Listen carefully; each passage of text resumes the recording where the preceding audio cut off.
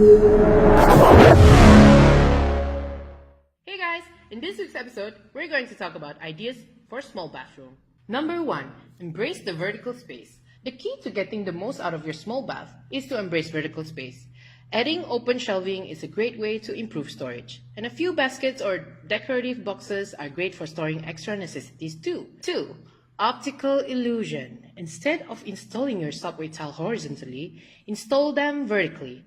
This small change draws the eye upward, making the ceiling appear higher.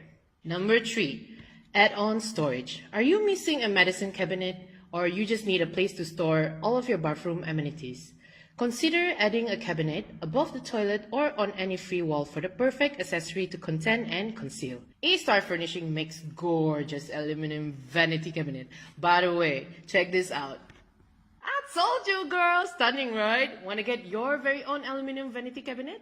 A-Star Furnishing is your go-to place. Well, that's all from me this week. See you in the next episode!